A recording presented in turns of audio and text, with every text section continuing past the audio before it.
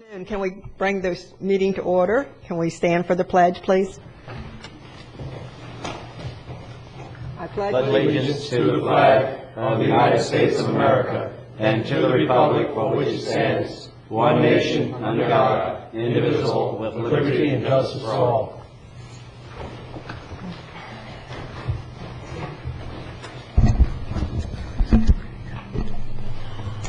Bob, do you start this one? Yes, good afternoon. Good afternoon. I'm Bob Keating, County Community Development Director, and this is the first Board of County Commissioners workshop on the county's draft evaluation and appraisal report. There is a second workshop scheduled for Thursday morning if it's needed.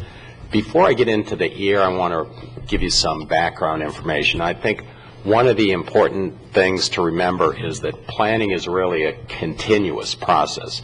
Anytime you do a plan, you undertake several activities. You collect data, you analyze that data, you identify what you want to achieve by setting your objectives. Then you identify how you're going to meet the objectives, and that's where you come up with your policies and strategies. And that's the plan part. And then for implementation, plans are converted into rules and regulations, in our case, land development regulations. But periodically, every plan needs to be evaluated. And based on that evaluation, the plan needs to be changed going forward. So I just think it's important to recognize that planning isn't a static process, it's an ongoing process. And this evaluation and appraisal report that we're doing right now is an important component of the entire process. One thing, doing the evaluation and appraisal report, this is required by the state. We're doing this because the state mandates it, and this is one of the state's unfunded mandates. But it's also a good thing to do. Even if the state didn't require it, we should be doing that. The comprehensive plan that the county has right now was prepared in 1990, and it was prepared pursuant to the requirements of the 1985 Growth Management Act. In 1996, the county prepared its first evaluation and appraisal report. Back when the Growth Management Act was first passed, there was a requirement that all local governments do EARs every 5 years. Well, after the first set was done, the state realized that wasn't enough time to actually do a plan, implement it, and then go back and evaluate it. So now all local governments in the state are generally on a 10-year schedule. And technical problems with the remote mouse. After the county prepared its EAR in 1996, about a year later, the county amended the comprehensive plan to actually incorporate the recommendations in the EAR. We're now at the point where we're doing our second year. It's been about 10 years since the county did the EAR-based amendments of the last EAR, and this evaluation and appraisal report is due to the state on December 1st. But that won't be the end of it. Next year, we're going to have to go back and amend the plan to reflect the recommendations that are in this EAR. And this is really kind of important to remember, because at this point with the EAR, we're primarily doing an evaluation of how the plan's working. We don't have to identify detailed wording as to how we want it changed. That will come next year when we do the EAR-based amendments. One of the reasons that you have a pretty thick book here is because the county's comprehensive plan has 15 elements and sub-elements in it, and the evaluation and appraisal report has to address all of those elements. We're not planning on going over all 15 today. We actually plan on going over 7 of them. And the 7 that we plan on going over are the ones shown in white here. And what we propose is that even with the 7 elements that we go over today, not to address those in complete detail, What we're planning to do today is what we did for the Planning and Zoning Commission ear workshop that worked pretty well. We're going to take just a few objectives and policies in each of these elements, and we're going to focus on those. But even though we're not planning on giving presentations on all of the elements and all of the objectives and policies in those elements, we're certainly available if anyone wants to address other elements or other policies and objectives. State law says that the local planning agency in a jurisdiction is the responsible organization to prepare the EAR. In our case, it's the Planning and Zoning Commission, and they have done that. And staff has worked closely with them on doing the EAR. We have done the EAR in-house here. A lot of local governments hire consultants. St. Lucie County, for example, has a consultant preparing their EAR. We've actually been working on this for about 2 years. We've been doing it with existing staff on a time-available basis. There haven't been any staff who have focused on this 100%. So we've spent kind of a long, involved process in doing this. And we've also been taking EAR elements to the various committees that the county has, and we've gotten some valuable feedback from those committees. And on October 9th, the Planning and Zoning Commission, functioning as a local planning agency, reviewed and recommended that you approve the EAR as they considered it.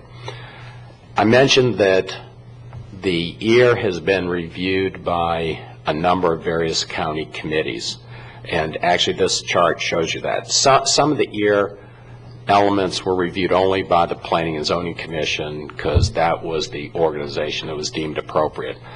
Other EAR elements have been reviewed by several groups. Actually, the winner is the Economic Development Council. They have looked at the economic development element real significantly, and the housing element has also gotten a lot of review. Each of the 15 EAR elements really has the same format. The first two sections are really inventories, they're conditions. The first section is an inventory of conditions at the time that the plan was last updated, and then their existing conditions. The third section is an analysis of those conditions. And then the most important parts of each of the EAR elements are the evaluation of objectives. Were they met? Were they not met? Why weren't they met? And an assessment of policies. Did we implement the policies or did we not implement them, and why or why not?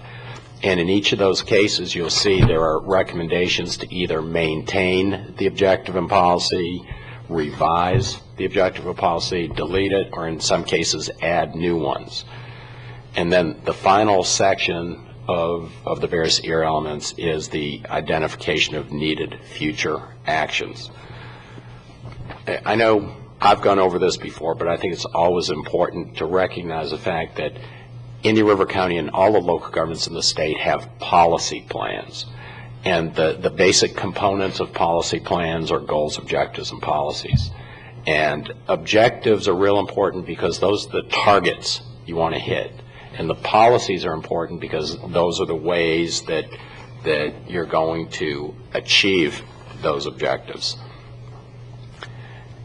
And the most important part of a plan is really the goal. And what we're doing in the evaluation or appraisal report process is trying to determine, is the current plan achieving that goal? And do the objectives reflect the ends that the county wants to achieve? And then further, are the policies that the county has appropriate policies for meeting those objectives? I think one challenge that we have today is that some of the issues in the EAR are individual issues could be discussed for hours on end, but we'll get to get through all of the elements today and Thursday, so that's going to be more of a challenge. I just want to tell you, bottom line, big picture, since 1998, Growth has gone where we identified it should go. It's gone at... You hear that, Gary? It's gone inside the urban service area except for ranchettes. The urban service area essentially hasn't changed. Growth has occurred at or below the densities that are in the plan. Infrastructure's kept pace with development. We've conserved a lot of environmental properties. Water quality in the lagoon St. Sebastian River has not deteriorated. And we've done a good job of protecting listed species. There are a lot more observations that we can make, but those are just some of the big pictures. Let me give you just a few statistics before I turn it over to one of the staff. In the current comp plan, we've got 129 objectives. Based on our evaluation, 96 of those were achieved, 17 partially achieved, and 16 weren't achieved. When staff looked and determined what should be the disposition of those objectives, our recommendation is to maintain 14 of them, revise 109, delete 6, and then add 6.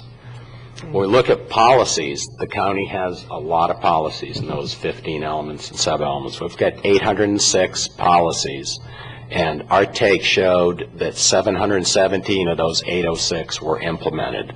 11 were partially implemented, and 78 weren't implemented. And we're looking at, or our proposal is to maintain 574 of those, revise 177, delete 55, and add 116. Wow. One thing before I turn it over to staff, I do want to tell you that through this process, whereby we have gone to the various committees and we've been in front of the Planning and Zoning Commission, we have invited public comment on all of the EAR elements, and we've gotten a lot of comments. Actually, attachment 2 in your packet lists all of the comments and the staff's proposed response to all of those comments. And in many cases, we've already made changes to EAR elements based on comments that we've received. As you can imagine, some elements generate more comments than others. Future land use has gotten a number, transportation, 25 comments, and economic development, because the Economic Development Council looked at it closely, has gotten a lot of comments. We do identify all the comments, and then we respond to anyone who gives us written comments. And I do want to emphasize that we take these seriously, and we look at them closely and make changes where warranted, and people can still give us comments on the EAR, and there are comment links on our website.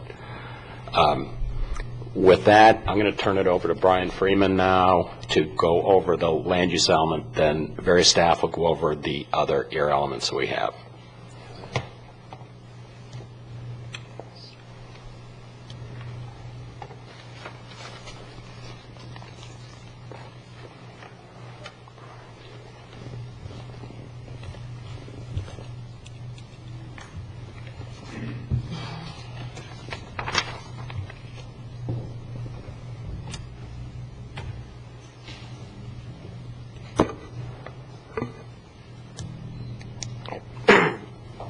Good afternoon. My name is Brian Freeman, Indian River County Senior Planner, and I'm going to be reviewing the future land use element.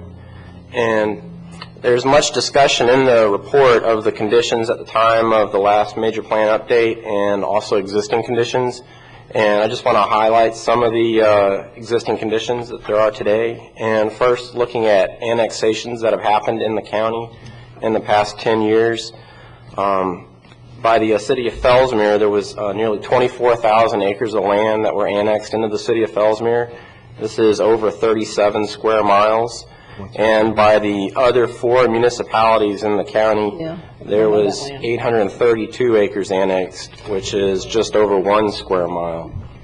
And also, looking at the reduction in build-out potential that has occurred since 1998, there's been a couple of contributing factors to that. One is the annexations that were just highlighted, and another factor is also that development, particularly single-family residential development, occurs at densities that are below the maximums that are allowed by the future land use map. And since 1998, the build-out potential in the county has been reduced from just under 120,000 residential units to approximately 106,661 residential units today. And at this time, there are 51,502 existing residential units in the county, and the county is nearly 50% built out. And there's just over 55,000 additional residential units that are allowed by the county's comp plan and future land use map. And this includes areas that are both inside and outside the urban service boundary. Looking at commercial land, there are 34 commercial and industrial nodes in the unincorporated county. And in 2007, these 34 nodes were 43% developed.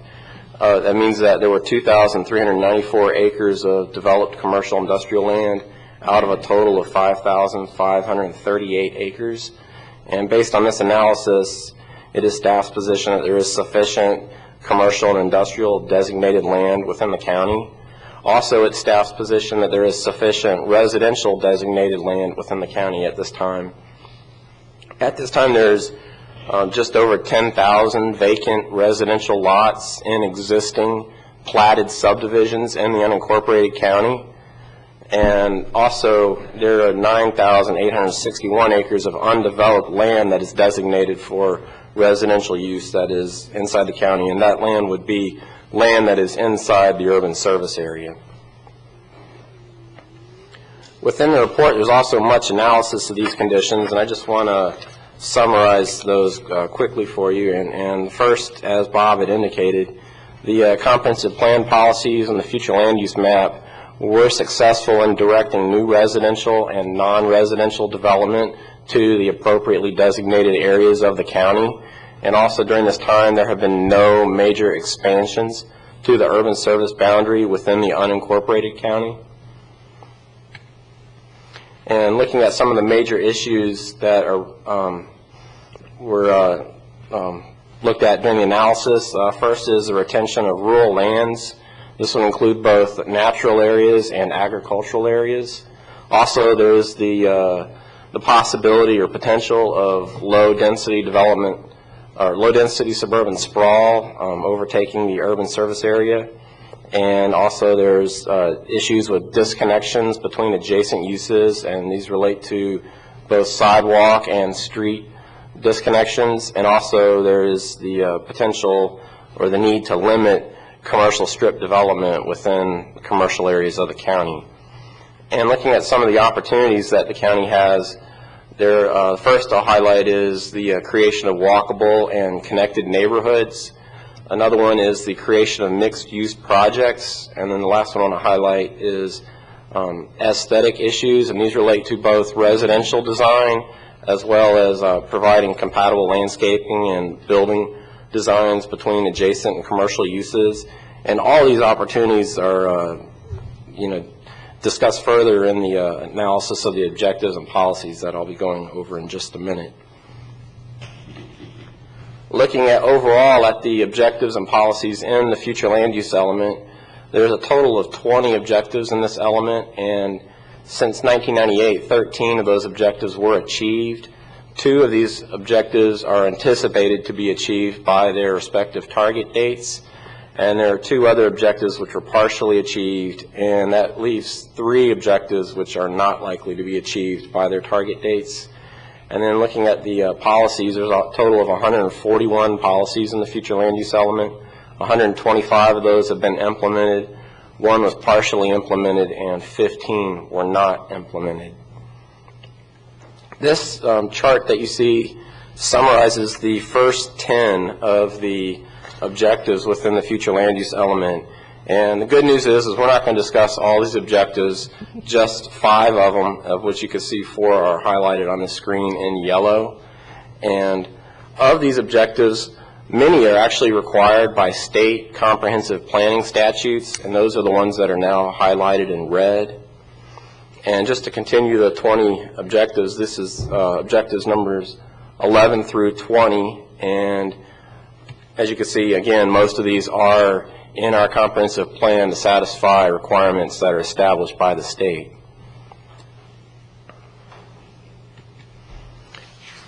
overall, looking at the policies within the future land use element, staff is recommending that 113 be maintained as structured, and that 28 additional policies be added to the future land use element, and that 22 existing policies be revised, and that 6 of the existing policies be deleted. And first, I'd like to discuss Objective 1, and Objective 1 is that the county would have a compact and low-density development pattern, and it is staff's position that Objective 1 has been achieved, and staff is recommending that Objective 1 be revised to extend the target date further into the future, and that a new established target be set for that new target date. And within Objective 1, that's where the bulk of policies are within the future land use element. In total, there's 45 policies. 39 are recommended to be maintained, 4 revised, 2 deleted, and staff is proposing 5 additional policies be added to Objective 1. And first, I just want to look at the existing policies that are being proposed for either revision or deletion, and I just want to highlight one policy which is in pink on this chart, and that's 1.26, and that's a policy that's being recommended for deletion. And this is a policy that aims to promote mixed-use development within the county, but has been overall ineffective. And so staff is recommending that this policy be deleted and that there be new policies established, and those will be discussed later under Objectives 5 and 18. But I just want to highlight 1.26, which is being recommended for deletion. And then looking at existing policies that are being proposed for revision, I do want to discuss 2 policies, which are 1.34 and 1.35, which are shown in blue on the screen. And both of these policies relate to the county's new town policies, which affect the agricultural areas of the county. And essentially, the changes that are being recommended are to increase the density within new town areas from 1 to 2 units per acre, and also to limit the overall number of new towns that could be developed within the county. And the last change, which is being recommended, is that new towns be prohibited in the agricultural 3 areas, which is the westernmost portion of the county. And on this next slide, these are some of the new policies that are being proposed for Objective 1. And the first 3 essentially relate to limiting commercial strip development and address areas along US 1 and State Road 60. And the bottom 2 policies in this list are intent of them is to preserve land to facilitate future economic development within the unincorporated areas of the county.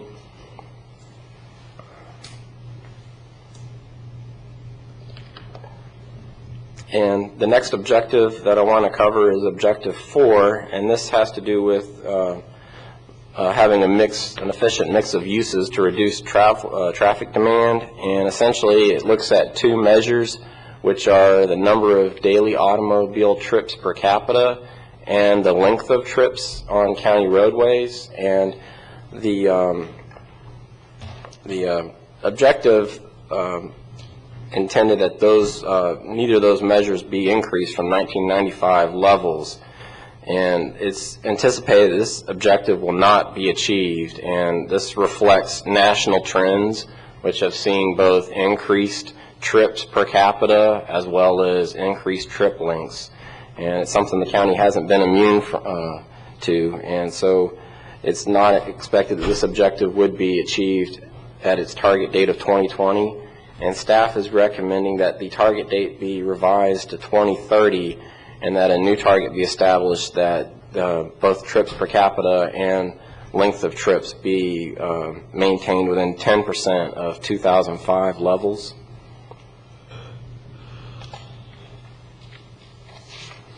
And looking at the policies within Objective 4, there's 4 existing policies. 1 is being recommended to be maintained as structured, 3 to be revised, and 3 new policies are being proposed. And the 3 revisions that are being proposed essentially involve extending those policies further into the future, and those are shown on the screen here. And what I do want to highlight are the 3 new policies that are being recommended. And The purposes of these policies would be to limit dead-end streets, also increase interconnections between adjacent developments where appropriate, and also to promote the use of traffic calming measures where necessary, and also to increase the construction of sidewalks, particularly within residential areas. And so those are the three new policies that are being proposed for Objective 4. And continuing on with Objective 5, this objective has to do with the diversity of development, and the intent is that the county would have a diverse mix of land uses, development patterns, housing densities, and housing types. And it sets a target that by 2010, 30% of the county's housing units would be in either multiple family or traditional neighborhood design projects. And this is another one of the objectives that it is anticipated that the county will not achieve. And at this time, 22.5% of all housing units in the county are in multifamily or T&D projects. This actually represents a decrease from 1998. We've lost ground with this one, but that's not the whole story. Actually, the county was making progress towards this objective before the single-family residential construction boom that occurred from about 2004 to 2006. And as a result of that amount of single-family construction during that time period, the share of housing that was multifamily or in T&D projects declined. And staff's recommendation is to establish a new target date and also set a new target of 25%. And looking at the policies within Objective 5, there are 8 policies. 5 are recommended to be maintained as structured and 3 to be revised. And there's 1 new policy that's being proposed. And looking at the 3 revisions here, the one I would like to highlight is to Policy 5.8, which addresses agricultural plan developments.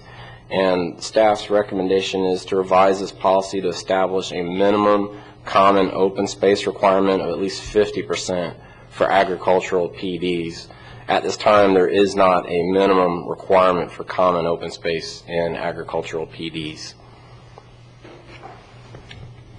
And looking at that 1 new policy that's being proposed for Objective 5, this one relates to mixed-use plan development projects, and particularly this would be primarily residential projects that include a commercial area. And the recommendation is to add a new policy allowing commercial areas in such projects to front upon thoroughfare roads.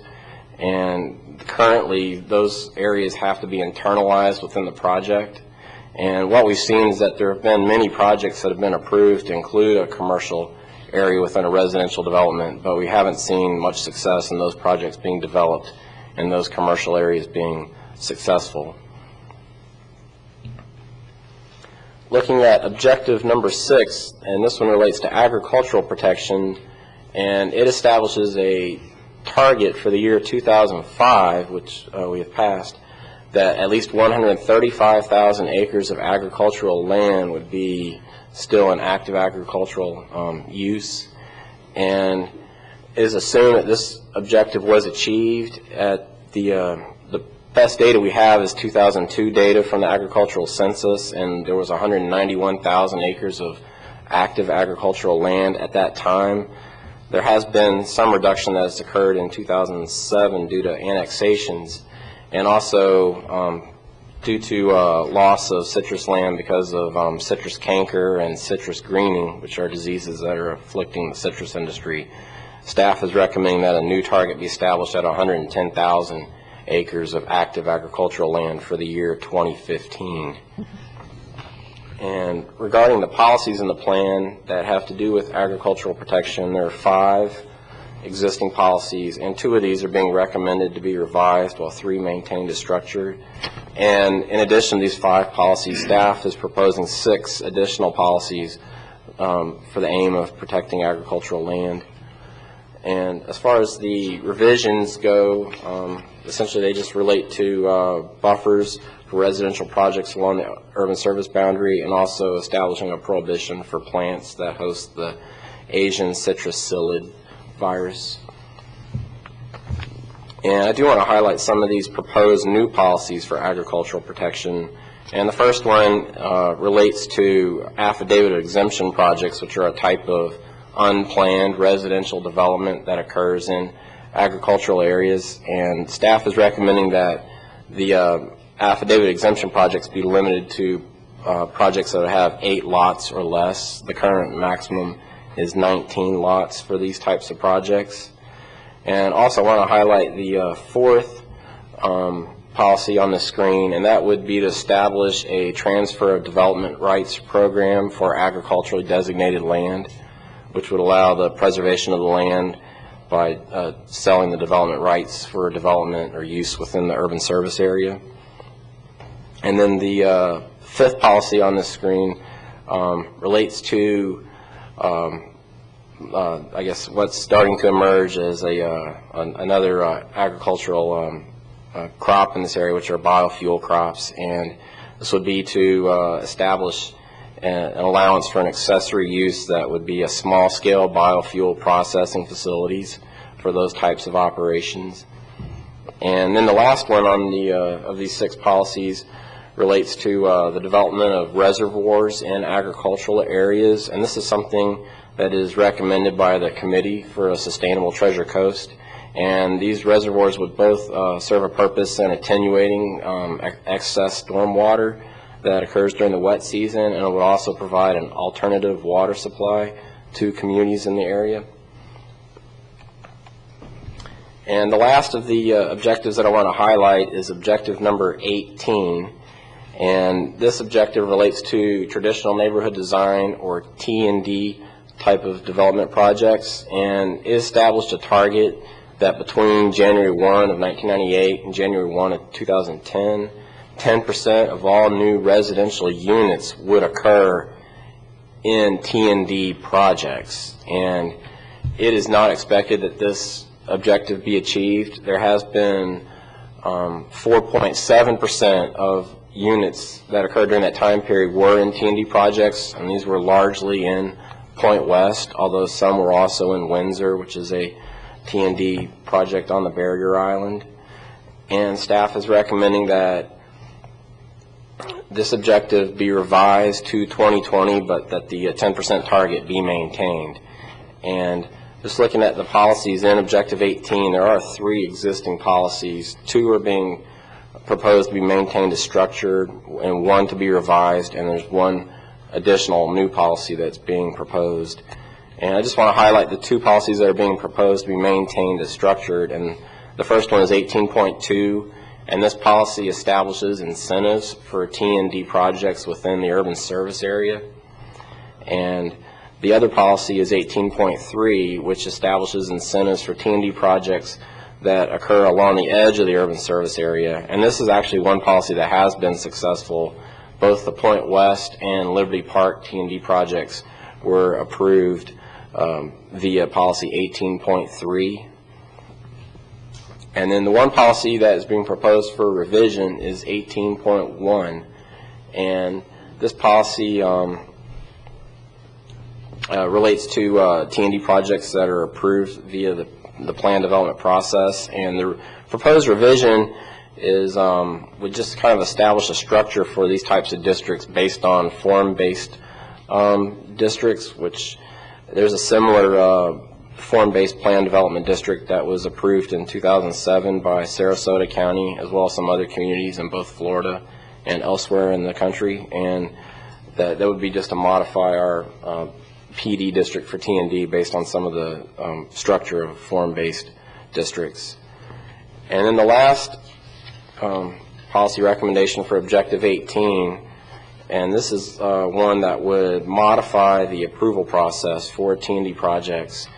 And the intent of this is to promote greater T&D development inside the urban service area. And what staff has observed is that the problem in promoting T&D development inside the urban service area is not that the incentives are insufficient, but rather the greatest impediment is the approval process. And so what this policy would do is allow T&D development as a conditional use in certain conventional zoning districts, which are our standard zoning districts. and this would be only inside the urban service area. And the idea is to have a less rigorous process for some projects that are smaller scale projects. We're not talking about projects the size of Point West or Liberty Park, but more as an infill type development within the urban service area. And I've got just a few more policy proposals that I want to highlight here for a wrap up for the future land use element, and these are in some of the other objectives that we did not cover in detail. And I've got two on this screen that are highlighted in yellow, and the first one is from Objective 9, and this would be to expand some corridor standards county-wide, and this would be kind of just a continuation in the process that has occurred with corridors in the county. About 10 years ago, the county established 2 corridors, and then that's grown to additional corridors that now cover most of the major commercial areas in the county, and this would now just extend some of those desirable standards county-wide, and these would affect signs, some of the county's pitched roof and building color requirements for buildings, foundation landscaping requirements, and also screening and lighting requirements. And the other policy that's being highlighted on this screen has to do with architectural design guidelines for certain types of single-family residential development, and this would be within planned development projects. And the intent of this is to limit what's often criticized as being cookie-cutter construction, which often occurs within PD projects. And these are the other policy recommendations, and just want to highlight the first one on the screen. And this one would modify the buffer and open space requirements for single-family residential developments. And the intent is to emphasize the placement of open space areas where they would be usable and accessible to all project residents. And again, that's my name and contact information there, and also that for Bill Shute, who worked on the future land use element also. Thank you, Brian. Any questions at this point? We'll start down. I do have some comments, if I can. Going back to Objective 1, the compact low-density development, and our current density is 1.23 units per acre, and the recommendation has got a 1.75 units per acre. How are we going to get there with our current buffer requirements and things like that? Where are we coming up with the extra density? Actually, this objective really is an objective that is oriented towards encouraging infill. And I think as long as we infill development within the urban service area instead of sprawling it outside, we will get higher density inside, not high, but higher. And that's the principal way, keeping the urban service boundary where it is. Okay, so you're talking about if something was zoned for 6 units per acre, it's only developed at 1 unit per acre, they'd come back in and refill that with a higher, like a multifamily or something? Or? No, it's just vacant parcels out there right now have a 0 density built. Mm-hmm. So if they get built on, that will increase the overall density within the urban service area. As we infill in there, we will have a higher density. Still low, but higher. So that's the as-built density. Correct. Okay. On the revised policies 1.34 and 1.35, you're recommending we double the density bonus from 1 unit per acre to 2 units per acre. Can that second unit per acre be tied in somehow only via a TDR program or something? Instead of just a blanket, we're going, from 1 unit per 10 acres to now you're saying 2 units per acre, without making those units have to come from preserving other lands. I've never been a big fan of the 1 unit per acre, but I can't see going just to a flat out 2 units unless we can pull those from a TDR program or something. Then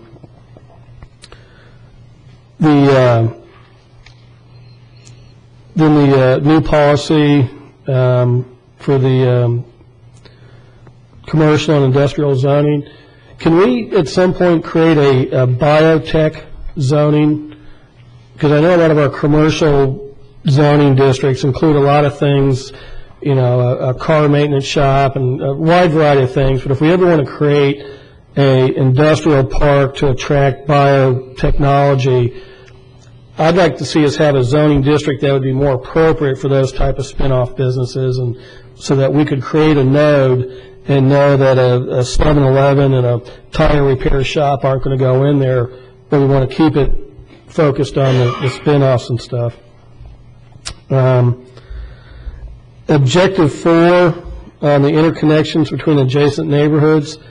I know that from an EMS point of view, we like to have traffic flow from neighborhood to neighborhood and things like that, but also I think a lot of residents are opposed if their neighborhood becomes a shortcut between two roads. So I don't know if there's any way to emphasize more of that interconnection as a biking, walking interconnection, and not just creating a shortcut for traffic to run through the neighborhoods.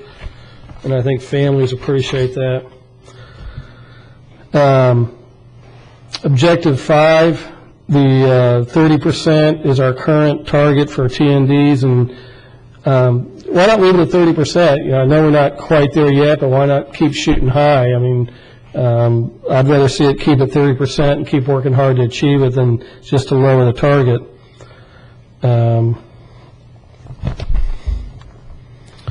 Objective 6, the policy for the biofuel processing plants. I think that's great. I think we might want to look at just limiting that to Ag 2 and Ag 3 only, and not have the conflicts with residential use in Ag 1 and biofuel plants. But I think the concept is great to do something to get the biofuels in there. The policy regarding construction of reservoirs, are we talking about above ground reservoirs with dikes, or are we just talking about calling a mining pit a reservoir? Because I think there's a big difference. And if we're talking truly a reservoir, I think we need to specify that it's above ground, diked, and we're stacking water and not just digging a big hole and filling it up with the existing groundwater. And then my favorite, 18.3. I would like to see more definitions in there. I think the current wording of 18.3 is partially outside the urban service area. This says portions. I think we need to clearly define what we're talking about. Is it, you know, less than 50%? Is it more than that? You know, what is the real number? I think partial and portions are too vague. And I think, again, looking at how Liberty Park was done, where we took densities from inside and transferred it outside, I don't think that is good planning in my mind. So I'd rather see that 60% be tied into as built on site, so that 60% or more of the project density has to be built inside the urban service area, and the less intense, less dense portions of the TND are outside the urban service area. And I think that's it for now. Thank you, Madam Chair. Yes. Commissioner Fletcher? Madam Chair, nothing at this time. Davis? Yeah, Bob, on some of those that you had brought, that Commissioner O'Brien had commented on, those changes, your opinions of them as far as from a planning perspective. I don't know whether the Liberty Park project would have been able to stay within those ramifications had that actually been a part of the comprehensive land use plan. Yeah, regarding the last one first, the Liberty Park and the 60% inside the urban service area, I think if it had been done with Liberty Park, we would have had a poor design. We would have had some of the higher density development on the east side of 66th Avenue split off from the rest of the project. That's the biggest downside I see in that. Regarding some of the other suggestions by Commissioner O'Brien, we can do all of them. There's the biotech zoning district really becomes probably onerous for a landowner. What we have done in the past and what the Indian River Park Commons has is they did a PD industrial park that has a lot of restrictions itself, and they can't have the noxious type of uses there, and that might be the better way to go. Policies 1.34 and 1.35, the Newtown, what we're looking at with respect to going from 1 to 2 units per acre is really a minimum threshold population there. And we can go whichever way you want. If you want to have the 2 units per acre be just for transferred density, we could do that too. The good news is you don't have to make final decisions regarding all of the specific numbers and wording at this time. I think you can just generally indicate what you think we should be doing, and then we can refine it next year when we make the year-based amendments. On Objective 5, it's no problem keeping in the 30% target. Objectives really should be focused on what's achievable, and we think 30% probably can't, but that doesn't mean we shouldn't aim high. The biofuel limited to Ag 2 and Ag 3, that's probably a good idea. We probably don't need more Ag 1 problems. And Kind of what I was thinking there. The reservoirs, I think the intent was both lakes and above ground reservoirs, and that was in the Committee for Sustainable Treasure Coast report. Mm-hmm. Both of them, yeah. Yep. Good. Madam Chair. Wheeler? Yeah, I've got a few. Bob, if and this wasn't on my original questions, but in Liberty Park has a poor design, but they had more property inside the urban service line. They could have designed that within the urban service line and had the same design. It would have been on the east side of the road instead of the west side of the road. That property in there is probably available, but usually, you cut to the chase there, the property outside the urban service line is a lot less expensive. So it's a matter of profit and loss for the developer and so on and so forth, and not so much the matter of design. I mean, the design is what it is because of the better price you get out of the property outside the urban service line, zoned agriculture rather than residential. A couple of things like with the Newtown, changing it from 1 acre to 2 units per acre to transfer that density into Newtown. How would you do that, and how would you determine? I know with some of the talk with Fellsmere and when we were up at Palm Bay, they talk about a 2 units per acre average. Now, would this 2 units per acre be an average across the entire, where they move it where they want? And, I mean, as I understood Palm Bay, they include infrastructure as part of that. So your streets and sidewalks and stuff, as long as they get an average. If they take 100 acres and they've got to put all the amenities in, they can still get, well, in that case, if it was 1,000 acres with 1 unit per 10 acres, now you're looking at 20 units per 10 acres. How would you come up with the 2 units? In other words, would it be an average across the board, or would the 2 units be when they devise the lots and take the infrastructure and open areas out, et cetera? It would be an average. So you could have 10 or 15 units per acre. Yeah, yes. Especially in Newtown, because you'd want some multifamily in the event somebody come forward with something like that. Well, I understand that too, and I've heard all those. I just, I think density is important, though. As high density as. And actually, really, just to put that in perspective, if you look at Grand Harbor, some of their pods are 10, 15, and even higher units per acre. But overall, it's a real low-density project. Okay. And that would kind of be the concept with the Newtown. Okay. The other, when you talk about traffic calming, what are some of the ideas to create traffic calming? I know one of them obviously is roundabouts that have been about here for a while. What other traffic calming would be available? There are numbers. There are chicanes. There are speed humps. There are narrowing of the road. There are a number of design-related traffic calming opportunities. Red sabers looking things. Yeah. Okay. The next with the Ag PDs, back to the same question, but what would you get into definitions and stuff when you start saying 50% open space for an Ag PD is a minimum, which I think that's probably good, but what would you include in that? I mean, would a golf course, would swimming pools, recreation buildings, etc.? Golf courses, yes. All the- And generally, in open space, you can have recreational amenities, but we wouldn't be, I think, as liberal as Fellsmere's open space allowances Proposed. proposed. And the last one is under Objective 6. When you're looking at 8 lots of affidavit of exemption rather than 19, you know, I'm looking again, I still think there's you know, I know nobody likes ranchettes, but there's still going to be a demand for that. There's going to be people who want that lifestyle. And this really doesn't change that at all. What this really gets to is more than 8 lots, someone would have to comply with the subdivision requirements, which would mean a paved road to it. And these are some of the issues that we've had with affidavits of exemption. Some of the other issues we've had is we don't have as good a handle on making sure that the infrastructure improvements get done there like we do with a subdivision. But this wouldn't in any way constrain doing ranchettes. You can still do as many, but you just, over 8, it would have to be a subdivision plat instead of just an affidavit of exemption. And that would be, you know, you're talking primarily paved roads and engineered drainage, etc. You're not Yes. talking utilities.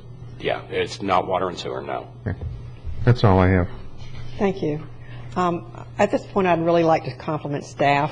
You've done a wonderful job over a long period of time without a consultant, and I think that makes us better for it. We all know pretty much the stamina you have, and thank you very much. At this point, I'd like to open it up to the public. If there are any questions from the public, please come forward, and we'd be happy to try to answer them. I see a neighbor coming up. Good afternoon. Hi, I'm Peter Robinson with Laurel Homes, and it seems like some of these issues just keep coming up again and again. So basically, I think Commissioner O'Brien pointed out the problem with eliminating the dead-end streets, and when you asked for your comments from Bob, I don't think Bob gave you his comments on dead-end streets. But we're one of those people who believe that you need to create a defensible neighborhood. And a defensible neighborhood is one of the main ingredients to a defensible neighborhood is having dead-end streets. I don't live in a neighborhood with dead-end streets. Sandra doesn't live in a neighborhood with dead-end streets. She can tell you about the crime that occurs when people come sweeping in and sweeping out because they have many ways to come in and out of gridded streets. I think of South Central LA. It's all nice gridded streets. You can drive all over the place, but it's a crime problem. So I would definitely recommend to you that you allow people to live on cul-de-sacs and you allow people to have a protection for themselves. Much of the beach, if you look at the communities in the beach, like down on South Beach and stuff, you've got single streets. You've got to go up to Johns Island, you know. I mean, you know, you've got plenty of defensible areas. But all of a sudden, you know, we have these planners who come in, and they come in with a great idea. They take classes, and, you know, this is what they teach them, that you have to go back to the old days where all the streets are gridded. And that's fine for those who want to live that way, and that should be a choice, but it shouldn't be forced on everybody. People should be allowed to have dead-end streets. And, you know, that's just one of the items I wanted to bring up. The other item is on that affidavit of 8 versus 19. The original 19 came about because it was determined that that was right under 100 trips. And these are on dirt roads. I may be up 200 trips. I'm sorry, it's 200 trips. I misspoke. Excuse me. Bob says, well, it's easy. You know, you can just go to a subdivision. If you could jump from 8 to 19, you just have to put in paved roads and a few other things. Well, there's a little thing called economics. Mm-hmm. And when you go to the paved roads and everything, you kill the ranchettes. I mean, that's all you're doing. You know, just, you know, let's say what we're doing. We just killed it economically. And I don't think that's, you know, that's not what we want. And I think the other problem that we've always had in this plan is that it's always pushing density. And people in this community want low density. I mean, that's why we have this funny thing that says people want low density, and then we have the plan that says, but we're against urban sprawl. Well, there are people in this community who like to live on bigger lots and like to have side yard setbacks and like to have all these things. And sure, there's been a lot of development recently which didn't have that, but you had a lot of speculation. And one of the problems that we're seeing in this community right now, and I don't think was one of the things that should be addressed, is A, you talk about how many vacant lots we have, you ought to ask how many vacant homes we have, how many homes we have in foreclosure. I think those are real legitimate issues. If we're going to do an evaluation, we ought to talk about those things, because this is a significant problem in this community. Another problem that you have is that we built a lot of homes that we crammed them together because we could sell them. And when you cram them together, that was great because you had speculators who came in and bought it. We had lots of people. I mean, I talked to people from New York, and they bought 7 houses here because somebody told them it was a great thing to do. Now the houses are all sitting empty. They're still sitting empty. And now you take real people who want to live here, and you show them these projects, and they look at you like, I wouldn't live in there. You got to be kidding me. I don't want to live all crammed together. I want to live in nice open space. So I think those are some numbers. The other number I would do is that they mentioned early that they have 10,098 vacant lots in the county. It would seem like we should be able to put the 1998 vacant lots, and those are numbers we need to start comparing now and start looking at, because we're in a very tough economic time. We're not having any growth, so we don't have to worry about that. And now's the time to really start looking at some of our statistics and look at more than just, gee, we're going to add a few things like we're going to wipe out dead-end streets and things like that. We need to look at the real land use while we have a little time to breathe. Thank you. Thank you. That speaks probably to the fact of our clientele. And we have maybe a little different clientele than our neighbors to the north or south of us. And that should be factored in to the types of people who like to live here and live here a whole lifetime rather than come and go. Just to comment on what Peter brought up, I think, I was one of the proponents to keep the 19 units to affidavit of exemption when this came up a few years ago, because I think there's people that like that lifestyle and want it, can afford it, and are willing to live with the lack of amenities. But one of the things that just occurred, the gentleman has been in front of us twice or 3 times who built a house on a dirt road a year and a half ago, and he's already wanting the county to accept the road and increase our greater district. And that's one of the concerns I have. And I don't mind dirt roads, and I think to live on is fine with me. But when the pressure starts coming forward that they want the taxpayers to pick up additional costs to maintain their road for them or pave it for them, that's one of the downfalls to not having paved roads. But what it does, it gives me mixed emotions. I like the fact that I like 19 units as far as the affidavit exemption goes, more than 8, because I think people ought to have the right to have ranchettes if they want them. I don't think it's a good idea to have them all over the county, and that's the only thing we have in the county. But that's a concern too, is that once people get there, they start complaining that, we've gone through this with Real Lakes Estates with paving, drainage, water, sewer, where they think because they pay taxes they should get those amenities, and a lot of them don't understand that the people that have those amenities have paid for them and pay higher taxes because of them. So it's something I think we need to be very much aware of as we move forward with this. No, sure.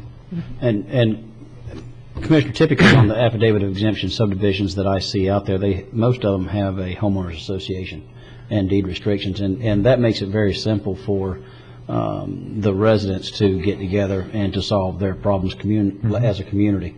The gentleman from Fellsmere, that was not in an affidavit of exemption subdivision. That was a platted lot going back to 1925, I think, perhaps, whenever Fellsmere Farms and so it's the 8 versus the 19. That scenario really, it's a different animal that causes the problem than what you would typically see with somebody complaining about their road when it's out on ditch 19 or something along those lines. Well, yeah, but I think that people like to build on a dirt road and they don't like to take care of it.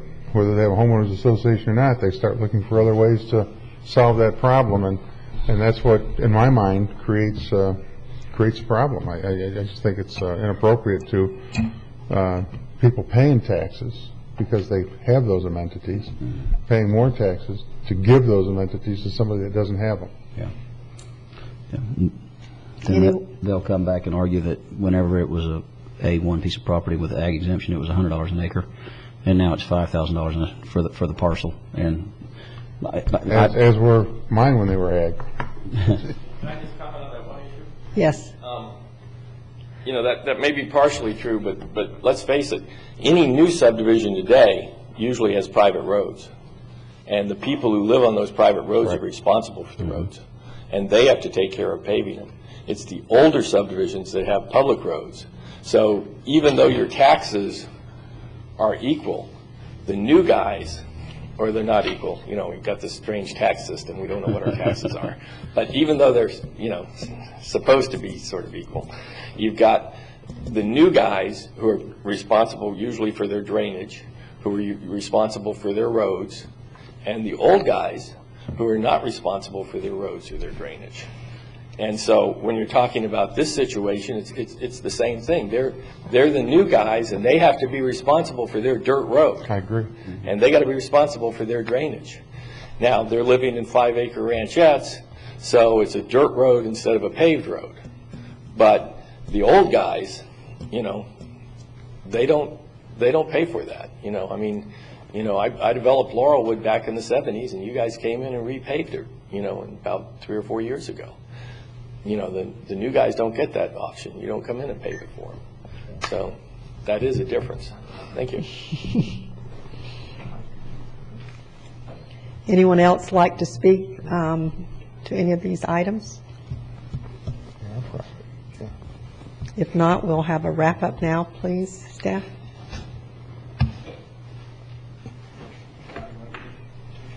We're going to go to the transportation element here. Oh, okay. Now. Madam Chair, I might step out for a little bit. If you're still going on whenever I get back. Here we go. I'm Phil Mattson with the Indian River County MPO, and I want to draw your attention to the next chapter, the transportation element of the comprehensive plan.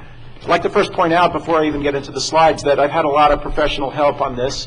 We've gotten the MPO and all of its advisory committees, Bicycle Pedestrian Committee, technical and citizens committees, to take a look at this previously. So some of this won't be new to everyone. But to move ahead, I'm going to stick to the same format that you've seen in Brian's presentation. We're going to start with objectives. The objectives and goals, as Bob's pointed out, are the most important parts of the plan. This is really how you see whether or not you're achieving what you want to achieve. Overall, we've achieved 10 of our 13 transportation objectives. 1 we have not achieved, and 2 are not due yet. And it's worth noting that it doesn't look like we're on a path to achieve them. And I'll go through each objective individually at this point. This is a similar table to what you saw with Brian. Red, of course, means these are mandatory objectives under Florida Rule 9J5. That's the rule that governs the development and preparation of comprehensive plans in the county. And I'm going to call out a couple of these objectives, ones that have been most of the boards and the public have been most interested in the transportation element. And specifically, objectives 1, 2, and 9. Objective 1, dealing with adequate transportation system and level of service. 2, with safety, and 9, with transit. Moving along, we've also got policies that are the mechanisms for achieving the objectives under each objective. And 57 of the 61 policies that were included in the transportation element were implemented. We are recommending the maintenance of most of these policies. 16, however, we are recommending to be revised with 10 deletions. Some of those deletions are really just consolidations since we're trying to streamline this element a bit. Starting with the first objective, adequate transportation system, the county acknowledges there are no roadway capacity deficiencies through 2020, which was our horizon year, and we've maintained our minimum service level specified in policy 1.1. By now, everyone should be something of an expert on level of service. It's graded like a report card on a scale of A to F. The grades correspond to levels of service or performance on our roadway system. And typically higher speeds, more free flow traffic, we'll give you a level of service grade of A. Stop-and-go traffic, missing signals at a signal-timed intersection, et cetera, will get you an F. This is our current level of service standards now in the county. For most of the freeways, arterials, and collector roadways, it's D. A couple of exceptions were adopted, amended into the comprehensive plan a few years ago. On our rural areas, it's a little bit higher, and on our interstate systems, higher still. Our objective has been achieved, and we recommend retaining the objective, but I want to point out a few things we've looked at with respect to level of service. One comment we've received is, why not improve ourselves in this regard, go to level of service C? And our conclusion is it's simply not possible. To begin with, there's not that much of a difference between level of service D and C. You can see that moving up to level of service C on this type of roadway, a 4-lane arterial, would only get you about 50 more cars per hour. The cost for that would be about $200 million over and above our long-range plan now. So a lot of roadways that are at 2 lanes would have to go to 4, 4 to 6, et cetera. DOT's put this chart out, and I'm glad they did because a picture's really worth 1,000 words on level of service. But as you can see, they simplify the whole process a bit here. Levels of service A and B simply mean free flow. You pretty much own the road. C and D, you've got company, but it's flowing. E and F are the stop-and-go conditions that you really want to avoid.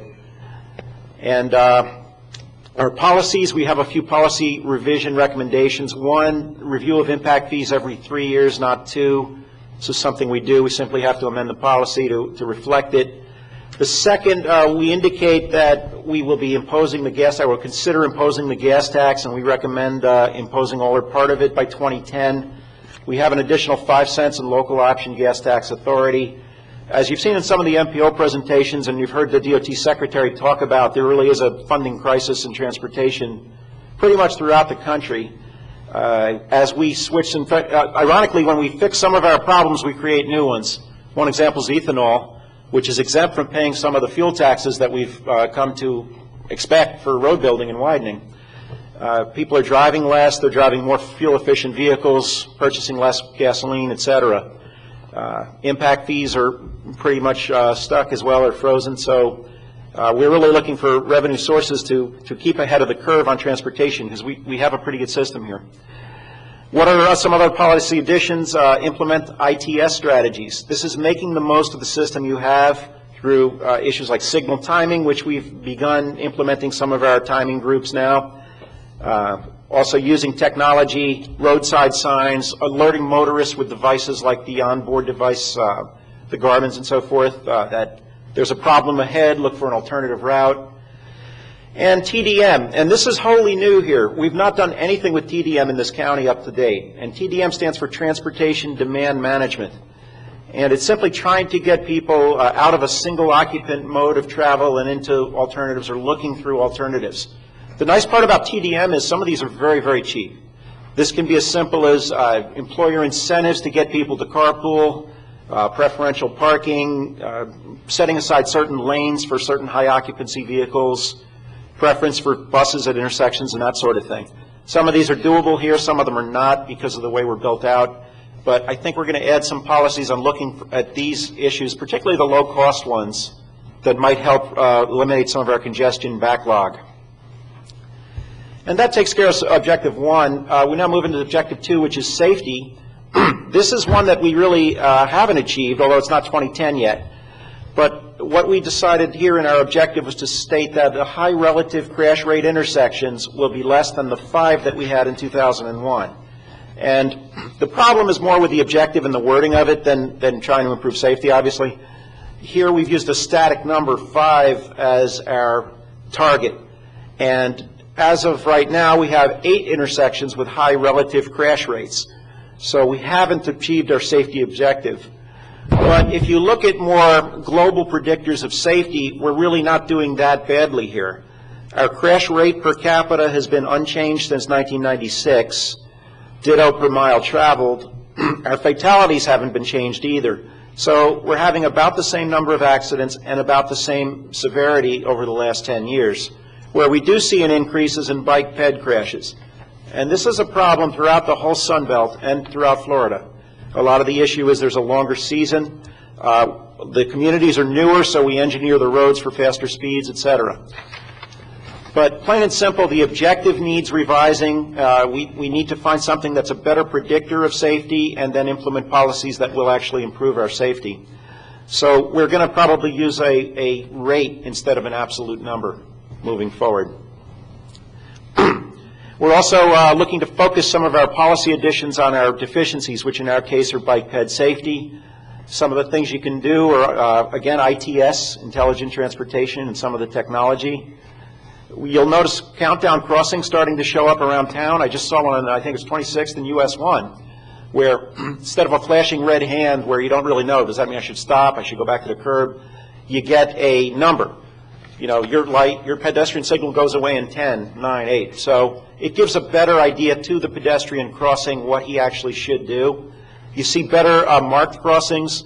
Somebody asked, you know, what are some good traffic calming ideas? You have just about a laboratory right outside the building here, in that you've got just about every kind of traffic calming I can think of, and it works very well. You've got a pedestrian crossing sign in the middle of the roadway. You've got brick paver crossings, which are very clearly marked, etc. So there are a lot of things that we can do to improve bike ped safety. Another thing, engineering for an aging population. Again, it speaks to Commissioner Bowden's statement. We need to plan for our particular demographic, and you know, frankly, we do have quite a large number of aging persons on some of our corridors, and it's a good idea to look for larger type fonts on our signs, backlit signs, etc. Finally, Objective 9, adequate transit services. Between 2001 and 2006, number of one-way passenger trips will increase by 10% annually, from 160,000 to 270,000. And we've pretty much exceeded our wildest expectations on this one. We've gotten 318,000 by 2006. I should point out, and you'll see a presentation on transit tomorrow from our transit development team, the latest figures show for the last quarter, which is a down quarter. It's off-season, so we miss out on a lot of our beach area ridership, et cetera. We have 140,000 riders for the quarter. So you're looking at 600,000 riders, extrapolated that across the year. So really, we are a remarkably transit-oriented community, considering our size and our makeup. And what we'd like to do is, instead of taking a target for simple ridership, to take a look at all of our modes, and I'm focusing on transit here, but this applies to bike ped as well, and take a look at some of the qualitative dimensions of it here. And DOT's done this lately. They've put out a level of service for bikes, pedestrian facilities, and buses. And they recommend that we use these just like how we use the automobile levels of service that they endorse. So an example of what a bus level of service would be, right now our buses may be the biggest shortcoming in the system. If you miss a bus, you have a 59-minute wait. And as I've been told over and over, without a shelter, without a bench, without a stop. So, you know, if we can raise this to a level of service C or D as endorsed by DOT, this would be more buses per hour, more frequency, et cetera. Similarly, as you take a look at the graphic, you can make improvements to your bicycle and pedestrian system and make it a more qualitative experience, make it a better experience. And this just shows you what our current level of service is on the bus system. We get A's in things like comfort, convenience of the system, reliability. Where we go is very, very good. It's just the hours that we go there and how often you get a bus that we don't do that well in. And that's our recommendation for Objective 9. In addition, new policies would include bus stop revision, and we have a few things in the works. We've added a transit center in Gifford, and we're looking to add them in new areas and new places. Revenue, of course, is something that we're just constantly mindful of here. We try to aggressively look for grants for our transit system and to grow the system, and looking for contributions wherever we can get them, the private sector, cities, et cetera. And once again, the TDM strategies, the things like carpooling and van pooling and so forth, can help get the word out on the transit system as well. Two new objectives, one on system maintenance and preservation and one on airport access, are required by Rule 9J5. And they're, you know, at least the system maintenance one is a very good idea here. Airport access, we don't really have commercial activity, but it is a required objective. We will be adding it. And a general rundown on policies. I think I've mentioned most of the things here. We're looking to tighten up our policies on right-of-way acquisition, eminent domain, get our projects delivered a little bit more quickly than we have in the past. Looking at bike racks on buses as a way of improving intermodalism and bike ped travel. And coordination. One thing to do is at our MPO meetings to establish an operations subcommittee of those people who can take on the individual issues, to kind of take those issues off the agenda for the main MPO discussion topics. That way the MPO can discuss the long-range plan and big-ticket issues, and the operations subcommittee can focus on the small area problems. And, Objective 10, land use, we'll look at the jobs housing balance issue.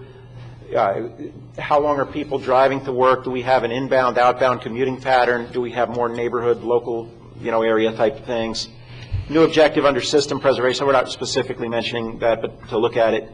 New objective, system preservation, low maintenance on landscaping and plant materials. Take a look also at, does right-of-way need to be acquired for landscaping? And if it does, should we consider that in the cost of our roadway projects prior to programming them? I mean, it's all well and good to have landscaping on a project, just does it need an extra 20 feet of right-of-way? Does it need to take property from businesses and so forth? So those are things we recommend should be taken a look at when doing the calculus on how much landscaping to put in and where. That pretty much sums up our transportation evaluation appraisal report. And as Bob mentioned, we're far from done. This is simply the workshop for the year. After this, we will be taking the full year up to the Department of Community Affairs and DOT for comments. Finally, we terminate the process by making year-based comprehensive plan amendments next year, and that's where we more thoroughly flesh out our specific objectives and policies. That sums up this presentation. If there are any questions, I'll be happy to take them. Any questions, Commissioners? Just The only comment was on the TDM. I've had a few people ask if we can't set up some park and rides out at I-95 and like State Road 60 and 510, so it doesn't have to be a policy or anything, just as when you're looking at that. Okay.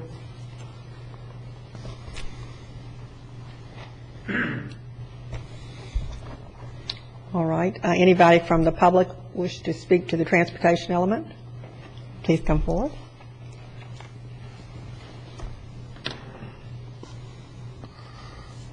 Well, I guess Hello you're not quite again. grouped today.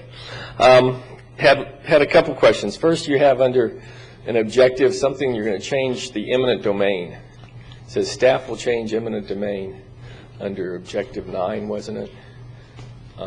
What exactly is staff thinking of doing? I mean, that doesn't really tell you anything. I think it's being fleshed out by the county attorneys at this point, but simply they want to figure out what the appropriate procedure is. I'm not sure the procedures have been identified. I think it's more a question of establishing a procedure here in the county and something to follow, and to see what we can do to more proactively acquire right-of-way when we need it and solve our concurrency backlogs and so forth. So I think it's more studying it, establishing a procedure, and implementing it. Well, I'm a little concerned. I mean, procedure is one thing, resolutions we've adopted are another thing, but if you put it in the comp plan and then you put it in the LDRs, then you've got laws that you have to follow. And it's already a whole state system of law and eminent domain, so I'd be a little bit cautious about ending up codifying procedures that need some flexibility. Okay. Okay, that was my concern, because it seemed like the state has a pretty good set of regulations on eminent domain that we all have to follow. The other, let's see, get to my other note. The other thing that I thought was kind of interesting was you mentioned in your, the first land development report about how trips had lengthened and people are taking longer trips. And then in this report, you mentioned that people aren't driving as much and you're not getting as much gas tax. And I think that one of the weaknesses we have still today is we work with national standards. And just as you talked about, the county to the north of us and the county to the south of us aren't us. I think we really need to at some point determine a little bit more about trips and what people are actually taking as trips within this county, because we live a different lifestyle than many other areas. And that would be one area that I would hope we could start reviewing, and use these evaluation reports and periods to start coming up with some hard numbers based on real real usage. And the only other comment I wanted to make was on traffic calming. It was interesting that they put on A1A, if you notice, they put the traffic calming when you go across by the park. They put in the little bricks and everything, and then they took that out. And as one book that I was reading the other day pointed out, it said that traffic calming is actually congestion building. So we need to watch what we're doing. Are we calming traffic or building congestion? Because we pride ourselves on having a high level of service. And there are plenty of other places that have lower level of services. And Peter O'Brien and I were talking at the economic development meeting the other day that we had a deal from Cocoa, and they were very happily showing all their streets that were level of service E. So like this great place to go for business, because I guess you got to stop. You're going to be looking in the stores all the time while you're driving along. So there's two ways to look at these issues, and it's things to think about. So I think we prefer level of service, C or above. And if you use traffic calming, you can actually create congestion and force yourself down, which might be good for the businesses, because then we can all look in the stores. Thanks. Of course, they want you to shop, not look. But anyone else? All right. Thank you very much for that. Appreciate it. Next. Okay, thank you. I'm Roland DuBois, Chief of Environmental Planning. The next element Thank you. we'd like to go over is the conservation element. I have a presentation for that.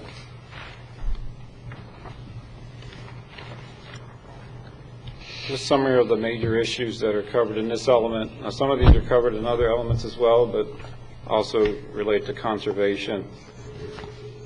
We have the protection and improvement of water quality in the Indian River Lagoon and St. Sebastian River, protection of groundwater quality and quantity, sustainability of natural resources, conservation of wildlife corridors and greenways, and also management of conservation lands. In this particular element, there's 12 objectives. Of those, 9 have been achieved, 3 partially achieved. Of the policies implementation, staff's conclusion is 83 policies were implemented, 9 were not implemented. Here's a summary of 6 of the objectives. We're going to talk about and more highlight the surface water objective. And also going to talk about, for highlighting the wildlife and commercial use of natural resource objectives. But again, of the 12 objectives, most were achieved, and those that weren't were partially achieved. Starting with surface water quality, we have an objective right now that through 2020, water quality within the Indian River Lagoon and St. Sebastian River shall meet minimum state standards for Class 3 and Class 2. Class 2 is the higher standard for shellfish harvesting. The measure is water quality standards comparing the last major update to current. Staff's finding it's partially achieved. In the lagoon itself, water quality has been fairly constant. There's been fluctuations on a area-specific level, but overall it's been fairly consistent. The reason we're saying it's partially achieved because St. Sebastian River, which was below Class 3 standards 10 years ago, is still below Class 3 standards, although we expect it's going to improve with a number of projects going on, including muck removal, some other things which we'll touch on. Under this objective, there's a couple of, or a few new policies that are being proposed. First, monitoring of water quality in the lagoon and St. Sebastian River, particularly where there's been implementation of stormwater improvement projects, to evaluate the effectiveness of those projects and also to consider where new projects might be implemented. There's also some references, cross-references to other Regency or regional plans, such as the Indian River Lagoon Estuary Program. They're doing a 2008 update to their action policies, and we're looking at adopting a policy to reflect those revisions as they affect, in particular, water quality and lagoon resources. We're also looking at, based on comments we've gotten at some of the workshops, with on-site disposal systems or septic tank systems, we're adopting or looking at a new policy to evaluate with the health department the feasibility of requiring periodic maintenance programs or certifications of on-site disposal systems. Wildlife and marine habitat, we have an objective that there be no reduction in critical habitat of endangered or threatened species. And the measure would be that there be no loss, and to measure that. As far as achievement, staff feel that we have been achieving this objective, even though it's through into the future. And we're achieving it in a number of ways. Whenever there's a new development project that comes in, it kind of requires environmental surveys in compliance with environmental agency permitting and mitigation. We have the County Environmental Lands Program, where we required over 10,000 acres under that program. We also have adopted a number of habitat conservation plans, including Sebastian Area Scrub Jay Habitat Conservation Plan, Sea Turtle Habitat Conservation Plan, and similarly a Manatee Protection Plan. Under this objective, there's a new policy we're proposing related to change in the state requirements for gopher tortoises. As you may be aware, in the past year, the state has revised its gopher tortoise protection regulations. They no longer will issue permits that would allow entombment. Now, each and every gopher tortoise needs to be relocated or conserved on site. We're looking at a new policy to look to receive certifications in the county for gopher tortoise receiver sites, so that to minimize the need for gopher tortoises to be shipped out of county, which is one of the alternatives.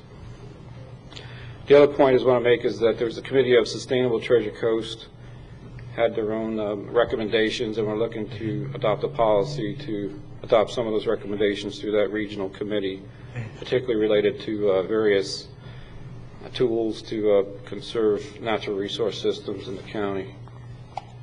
The commercial use of natural resources, again, one of our objectives is through 2020 to provide sufficient opportunities for commercial use of resources, but in doing so that there be no adverse environmental impacts. And the measure is opportunities for commercial use of resources while minimizing adverse impacts. Our staff's conclusion is this has been achieved through a number of things. Aquaculture, there's been expanded aquaculture opportunities since the last major update. Back when 1996-98, there was the net ban that was going on, and there was a shift to account for aquaculture to offset that net ban, and there has been increased opportunity for that. The mining regulations, as you know, we've been going through the mining workshops and moratorium, and we're looking at revising regulations to allow mining, but in a regulated manner. Marina siting, we've developed over the past 10 years the Manatee Protection Plan, and also on agriculture, we've adopted regulations to address and prohibit certain citrus disease host plants. And finally, we're now getting into, as you know, the Green County certification, which adds again to responsible regulation and certification in building design. Under this policy, we are looking to revise an existing policy related to the mining regulations to account for the refined consensus recommendations coming out of the workshop that the Commission recently looked at, to make sure reflected in the comp plan. Also, we're looking at a new policy related to abandoned citrus groves. There's been some discussion on this to whether or not the county should, and we're recommending that the county should require removal of abandoned citrus trees, unmaintained citrus trees from abandoned citrus groves. There's been some discussion on whether there's alternatives to that in case the trees serve some other function, such as a bird perches or habitat. And what we evolved in this policy is to reference alternate approaches, such as treating the trees with defoliant or some other approach that would essentially focus on the objective, which is to limit disease harboring trees. So it's not necessarily removal, but that's the concept here. And then finally, a new policy to kind of ratify the county's Green County certification and adoption of energy conservation actions associated with that program. Just some miscellaneous new and revised policies to touch on under other objectives. Under groundwater quantity and quality evaluation, we're proposing a new policy to support the recommendation that came through the Agriculture Advisory Committee for an updated countywide geohydrology study to the one that was done 20 years ago. Based on some comments at some of the planning and zoning workshops in particular, we've added policies to pursue funding for construction of restrooms on Prang Island and the Lost Tree Islands. On Lost Tree, we're talking about at the existing Joe Airman Park. That was a recommendation that came through the workshops. We're looking to formalize an allowance that we've currently had, which is to direct off-site private mitigation projects on conservation lands, as it helps us meet our objectives as long as there's certain parameters that are established for that.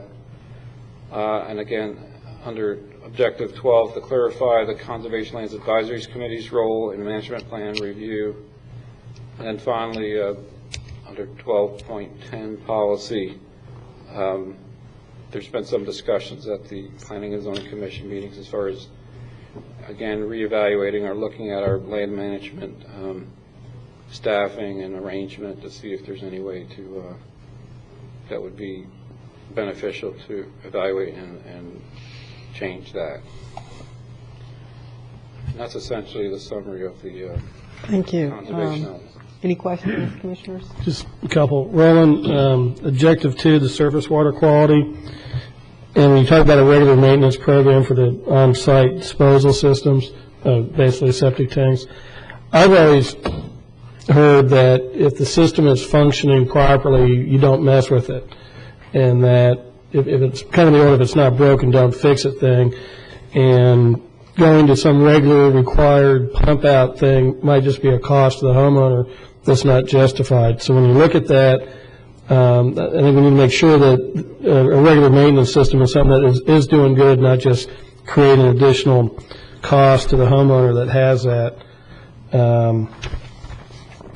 And then on the new policies, the funding for hiring additional management staff and stuff, this is one area where I think we've been very lacking, is funding the maintenance and management of our conservation lands. And so I think we really need to come up with a more dedicated funding source so that we have the manpower, we have the tools and the equipment or whatever we need to maintain these lands that we put millions of dollars into purchasing. And also, if we can do that, if we can eliminate using it for mitigation, because it just seems we bought those lands to preserve them, and then if we need mitigation, that just means some other lands are getting destroyed, and it seems like a waste. So if we can find a dedicated funding source to improve our conservation land management program, I think that should be in the policy. Thank you, Madam Chair. Mr. Wheeler? Yeah, I would agree with concur with what Commissioner O'Brien just said, but question, has there been a problem in this county with septic systems? I mean, I've been on septic systems before, and some have been around for 30 years and never had a problem with the drain field or the system. I think there's been just kind of a regional concern about it. As far as actually documented failure and pollutions from OSDS in the county, I'm not real sure that there are any real problem areas. I do know there's some just basic things that, for example, when we had the 2004 hurricanes, at least on the ocean front, we had some septic systems actually exposed to the beach because of the erosion. But that was kind of a select event. As far as overall functionality, I'm not sure that we have any particular problem areas. I might need to defer and look into that some more for you on the health department, but I'm not aware of any particular areas. Okay. And just to follow up on that, I think you'd, have Central Beach that you'd have to contend with. We're all on septic tanks, a lot of us, and there doesn't seem to be a problem that I'm aware of. The other thing I want to speak about is the maintenance plan and program of the conservation lands, and want to make sure that particularly Lost Tree Islands, that took us a decade or more to, acquire, that doesn't turn into Disney World. That I think I've said that loud and clear, that we don't put villages or whatever else out there, but do minimum, and so that people really can see 25 years from now what natural life and habitat was, part of our riverfront. Anybody else from the public? Yes. I just wanted to reiterate the same thing on the septic tanks, because the biggest, can of worms that the city got into was when they came in with the great idea of trying to put sewer through all of Central Beach, and they tried to tell everybody that their septic tanks didn't work. And as one who's had a septic tank for 35 years and it's working just fine, there are areas where septic tanks don't work, and you can have the state, and I've been to those state meetings, they love to, create issues, and we don't need that as an issue. I can remember 20 years ago, they were jumping on septic tanks and claiming it was killing people, and then somebody said, well, tell us who died from the septic tank, and they couldn't find anybody that died from a septic tank. So, but it's for some reason they love to keep bringing this up. I guess I've been around now long enough that it keeps coming back about every 20 years. So. Might have been the guy doing the inspection. Right. Well, it creates a business. It does, it does create a business. If that's what we're after, that will create a business. Yeah. Thank you. Thank you. Anyone else from the public? All right. Do we have another element we want to talk about? Yes, I'll be doing the next one as well, and this is the coastal management element. Thank you.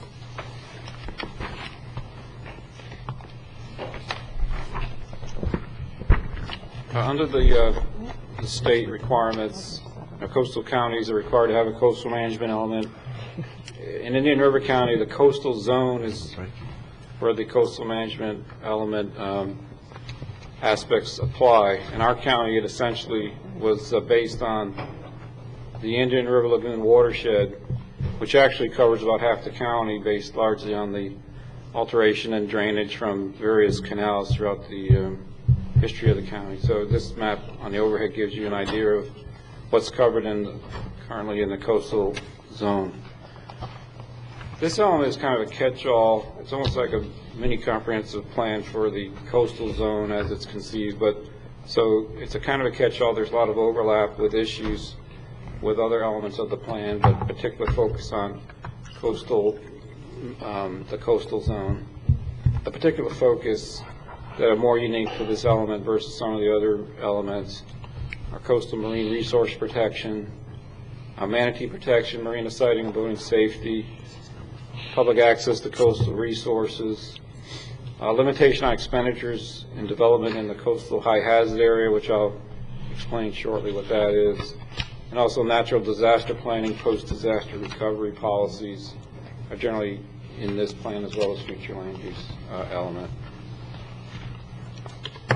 Some of the issues or references compared to the last major plan update to present, I kind of already touched upon this. Estuarine water quality has been relatively consistent overall, but fluctuates at different points. Seagrasses, the regional information we have is that seagrasses overall have increased in the county. There's some questions on whether, though there's been a kind of an aerial acreage increase, there's questions about the density of those grasses.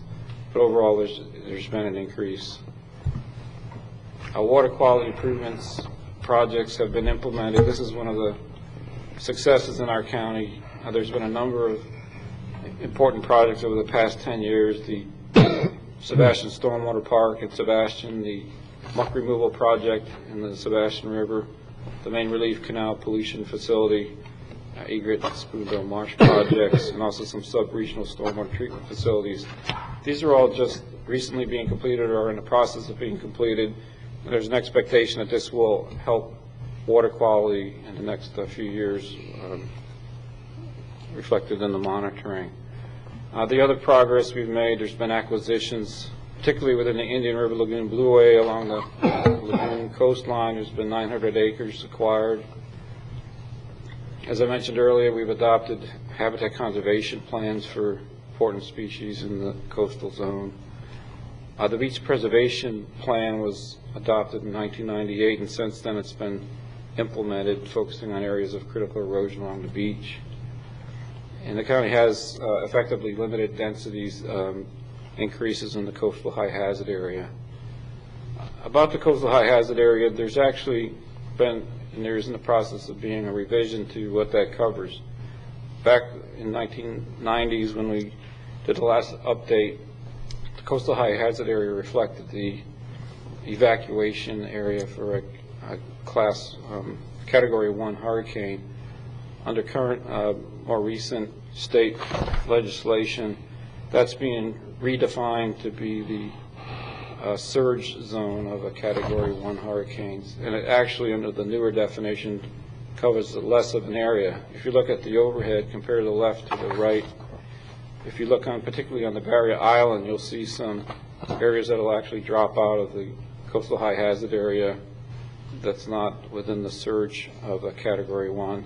But on the other hand, if you look at Sebastian River, there's going to be some more areas along the south prong that aren't in it currently. So there's some changes. Overall, it decreases the coverage in our county, but it's something that we're accounting for as directed through the state. Overall, there's 14 objectives, 12 were achieved, 2 were not achieved. Policies, 93 are implemented, 7 not implemented. I'm just going to focus on a couple of objectives, beaches and dunes, and also public access. One thing I want to mention is a substantial or a good portion of this plan reflects policies and objectives that were adopted in the Manatee Protection Boating Safety Comprehensive Management Plan. We adopted this plan, the county did, initially in 2000. It was revised in 2004. In 2005, all the objectives and policies of the Manatee Plan were pulled into and incorporated in the coastal management element. So it's essentially fully reflected in the current comprehensive plan coastal management element. And just generally speaking, a few points of the management plan, as reflected in the Manatee Plan. There was a process of looking at manatee abundance, seagrass locations, boating patterns, water depths, which led to establishment of marina sighting zones in the lagoon. And again, this is all reflected in the plan as of 2005 in the coastal management element. As far as dunes and beaches under this objective, we have an objective to conserve natural functions of beach and dune systems. And staff's position is this has essentially been achieved through the implementation of the beach preservation plan, which includes the sea turtle habitat plan implementation. We are looking at a few proposed revised and new policies. One that we're looking at is to evaluate the current location of the county's, what we call our dune stabilization setback line.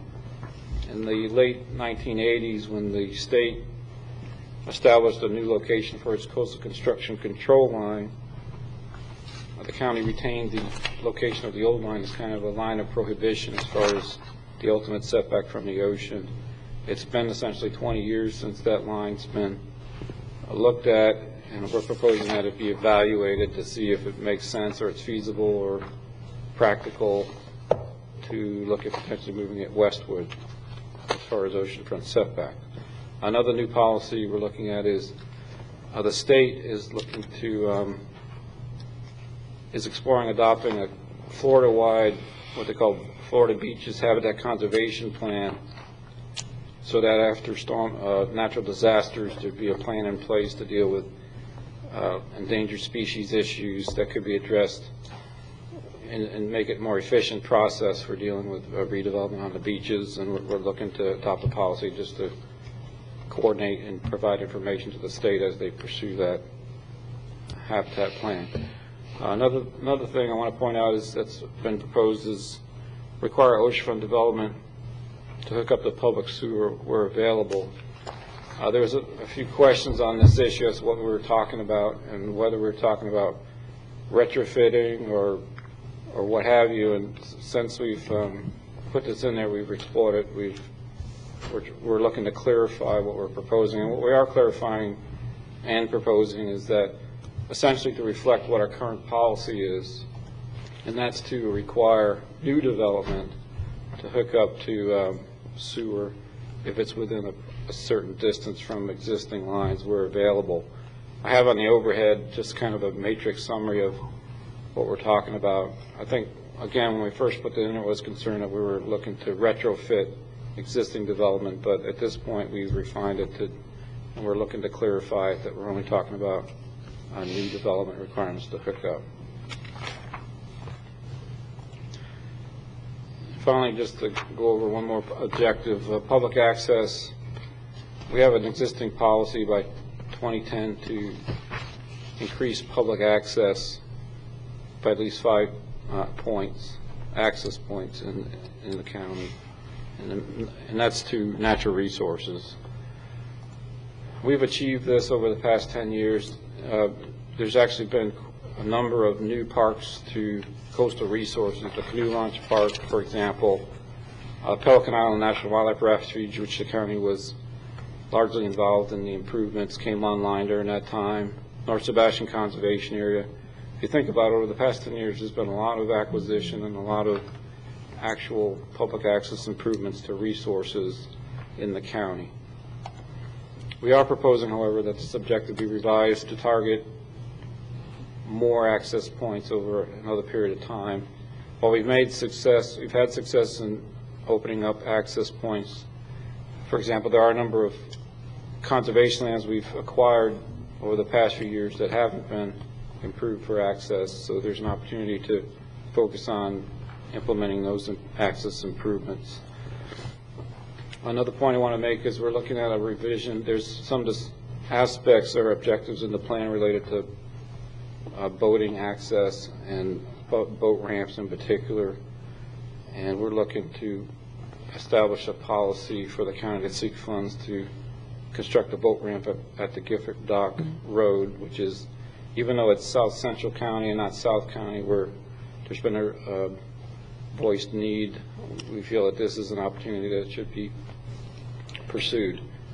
We're also looking at setting some specific time frames for access improvements at the Captain Forrester Hammock Preserve on the ocean side, albeit limited access, and also to seek funding for the Archie Smith Fish House. There's a new waterway working waterfront program. In fact, we're actually in the process of applying for that now. It's coming online already, so we are pursuing that, but we're also looking at establishing a policy on that point.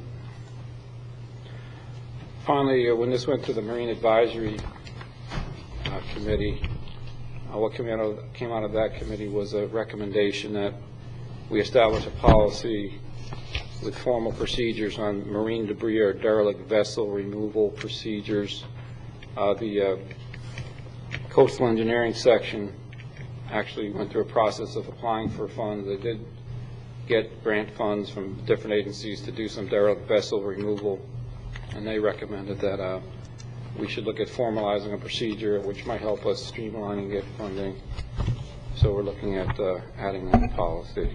And that's our summary on this element. Thank you, Roland. Any questions, Commissioners? No, ma'am. No, that's very good. Anybody from the public wish to speak to this coastal management element? Seeing none, we're moving along. Maybe we won't have to come Thursday. That's a good thing. Yeah. What do we have? 2 more elements? 3. They're actually short. Oh, good. Thank you. Thank you.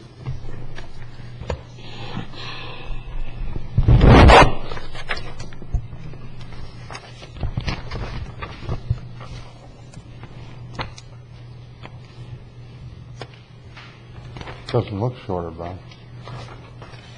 it's the way he presents it.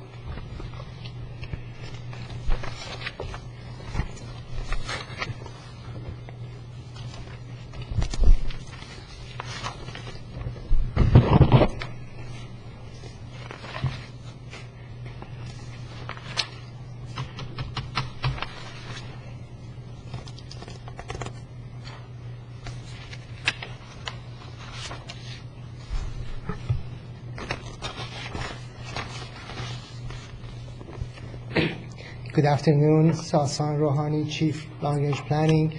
This is for a potable water sub-element of the county comprehensive plan. This element was reviewed by Utility Advisory Committee, and also through the whole process, Mike Hodgkin and other group from the Utilities Department, they reviewed the element and provided information, also reviewed and approved by Planning and Zoning Commission.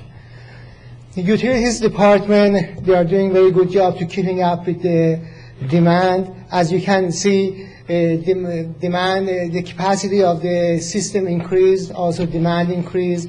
Another thing that they are doing, they are taking over those old private facilities plant that they are not efficient, and you can see they decreased them from 29 to 3. Their number of customers increased, and also they are providing water to more of the under subdivision with undersized lot. The only thing that we noticed was that per capita water use actually increased, which is not a good thing. But of course, we think that there are several reasons for it.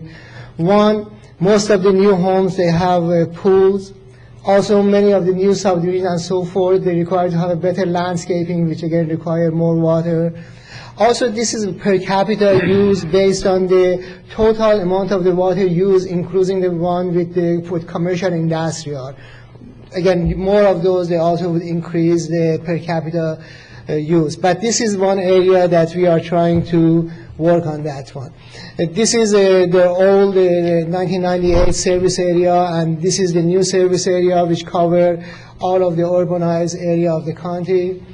This graph shows the capacity and demand for the water. As you can see, the design capacity, which is the upper line, is always higher than demand, and this lower line is a demand, the middle line is a demand with the people that they purchase the capacity through concurrency. But as you can see, they are doing an expansion right now that brings us to 18.2 million gallons per day, which take us all the way to 225, and with another one membrane a skid would take us to 2465, which take us beyond 2030. This element has 7 objectives, 6 of them achieved, 1 was not achieved. 7 of them also we recommend to revise, and we are adding 2 new objectives. It has 38 policies, 37 implemented, 1 policy was not implemented, 36 policies we recommend to be maintained, 2 policies to be revised, and 11 new policies that we could add. This is again the summary of all the objectives, and you can see that the one objective 4 for the per capita water use wasn't achieved. We are adding some new policy for coordination with the Vero Beach Utilities Department for area that they are served by the city. Also, we are beefing up the water conservation area, and we have objective 4 and policies, and we are requiring to add some new policies like expansion of affluent reuse and some other pricing and incentive and this kind of a thing that would actually incentivize using the reused water. We also recommending a new objective that by 2018 at least 18 million gallons per day of the demand come from another source beside the Florida aquifer. And to do that, we are recommending some policies that by 2010, Utilities Department actually they have to identify what the source they're going to use. Then by 2012, they get all the permit. By 2013, they have all the construction plan and actually build it by 2015. Also, we are recommending one new policy for brine disposal that They do not dispose the brine to Indian River Lagoon or the canals that lead to the lagoon. And again, in order to do that, we have similar policies that by 2010 they have identified what they're planning to do with the brine, you know, the deep well injection or marsh treatment and so forth, and then get all the permit by 2012, complete the construction plan, and then actually build whatever they need to build to do that one. And that's basically what we have for Potterville Water. Thank you. Any questions, Commissioners? Attorney?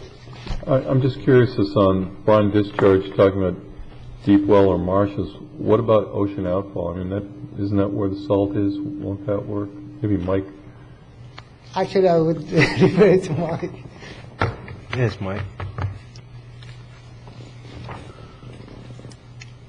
Mike Hotchkiss, Capital Projects Manager with Utilities Department. We have looked at that. I know St. John's was proposing a project where a lot of regional utilities would join in and have an ocean outfall, but actually the costs were up around $35 million, so we were kind of a little reluctant to go that route. So we're looking at other forms of discharging, possibly more beneficial type uses, where either mixing with reuse water or some type of beneficial use for high marsh, high salt marsh, for mosquito control, that kind of stuff. So. Thank you. Sure. All right. Anyone else? The new objectives of the alternative water supply and the brine disposal. I think your timelines are pretty aggressive. You know, to identify a viable alternative in 2010 doesn't give you a whole lot of time. And then getting permits 2 years after that is pretty aggressive too. So you might want to just push those back a little bit, I think, to be more reasonable. I don't think we can hit them, Mike, and maybe you know better than me, but I think that's awful optimistic. Well, we are going to try to meet those deadlines. We just entered into a consent order with Department of Environmental Protection for our South plant, so we're kind of under the gun to go ahead and complete those in a 3-year time frame. But I know there's some leeway if we're actively pursuing it, but right now we're kind of under consent order to try to meet those deadlines. So we'll have to do everything we can to try to meet that. Okay. Thank you. Anyone from the public wish to speak on this or ask any questions? All right. Are you doing housing? Yes. Okay. The next EAR element is a housing element of the comprehensive plan. The housing element was reviewed by Affordable Housing Partnership Committee and the newly formed Affordable Housing Advisory Group, and then by Planning and Zoning Commission. Housing is a little bit different with the other element. The county is in the driver's seat and actually doing all these things here. The private sector, they are the main people that they are building, controlling the price and selling the property. However, as a government, always the public sector has to help very low and low income with the housing costs. There is lots of information in the housing, and I'm not going to go through all of those things with you. However, this table, there is a definition of affordable housing that they're saying as long as a household pay up to 30% of their income for housing, that house is affordable. And this table shows that in 2005, there were 8,511 households in Indian River County that they paid between 30 to 50% of their income for housing. And then there was 5,066 that they even pay more than 50% of their income for housing. And while you're considering that these are the people of extremely low, very low income and moderate income, you see that those are the people that need assistance, and those are the ones that we try to help them through the SHIP program and the other program that we have. Between 2000 and 2006, the median housing price in the county increased from 79,200 to 261,000, with 230% increase. At the same period of the time, median income increased by only 16%. And that was like in 2006, everybody was talking about affordable housing, and we know that there were lots of things that attribute toward those affordable housing and so forth, and that was the time that even workforce housing came to be really an issue. This table shows that if the home price to income ratio is 3 or less, is affordable, between 3.1 to 4, moderately and affordable, then goes to seriously and severely affordable. Next table shows that in Indian River County, up to 2003, everything was affordable. I mean, as a county was. Of course, still we had some group of people that they could not afford, but overall, as a median and average, they were affordable. In 2004, become moderately and affordable. Then 2005, 6, and 7, they become seriously unaffordable, and then it starts become affordable again. As of August 2008, again, you can see the ratio is 2.7, which is in the affordable range. Also, this is a balancing act, because whoever has the housing a unit, they always like the price to go up. And the people that they want to buy the house, of course, they don't like the prices to be up. Again, this is a balancing act between the two groups that they have and the one that they want to purchase. We have lots of existing strategies to help very low and moderate income with affordable housing, and the list of them right in here. We also look at some of the new strategies, those that are in green, staff and affordable housing advisory committee, they are in favor of those. And those that they are in red, those are the ones that staff and affordable housing advisory group, they are not in favor of those. Also, we have several programs like a SHIP program, Hurricane Housing Program, CDBG. Also, those rental units, like that they are available to the people of very low and low income people. Together, 4,096 household or unit of affordable, some way or another, they receive assistance with the help of the county. We have 10 objectives in a housing element, 7 of them achieved, 2 partially achieved, and 1 was not achieved. We are recommending to revise 9 of them and maintain 1. We had 51 policies that 46 of them implemented, 1 partially implemented, and 1 was not implemented, and we recommend to maintain 42 of them, revise 7 of them, delete 2, and add 11 new policies. Again, this is the summary of all the objectives that we have, and you could see the one that was not achieved was objective number 1, and then the rest of them either partially or completely achieved. Objective 1, again, talking about that 30% threshold that we are talking about, and based on 2000 census, we're saying owner-occupied household that they pay more than 30% should not be more than 19% of the unit, 19% of that owner-occupied unit, and then for the rental unit should not be more than 39%.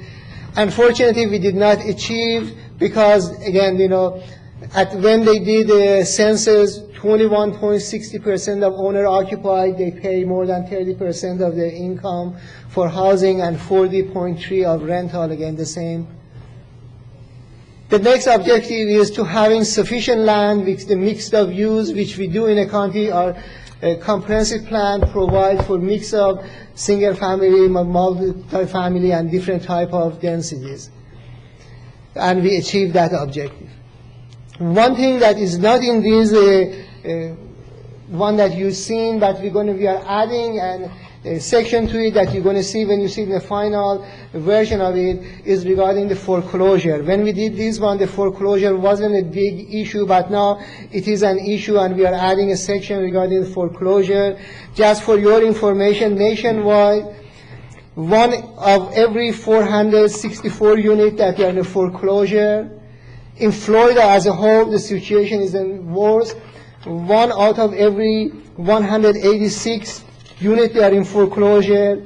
In Indian River County, we are doing better than in Florida as a whole, and only 1 out of 316 units are in foreclosure. But even that is something that we are adding, and we are also trying to apply for any federal or state funding that they could help with the foreclosure. Thank you. Anyone want to have at this? Just on objective one, where we didn't meet the targets for the number of owner-occupied renters that were paying less than 30%, instead of just changing those percentages and lowering the bar, should we be looking at ways, how can we achieve those existing numbers? I think that's our job, is not to just lower the bar, but let's find solutions. So my recommendation there is that we find a way to hit those original targets and get those numbers down. I also saw in here you're going to have some policies for energy efficiency and design, yes, things like that. I think that's great. Anything we can do there, and making sure it has a positive cash flow over the life of whatever the improvement is. Like solar heating, I think is one of the cheapest things you can do, has the highest payback, and starts saving money for residents real quick. So anything like that we can add, I think would be good to keep these people in their homes once they get in it. That's all I have, Madam Chair. Anyone from the public? All right, we have one more element. Good.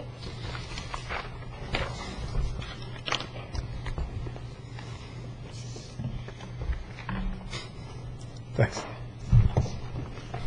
Thank you. Thank you. Give me a chance. Thank you.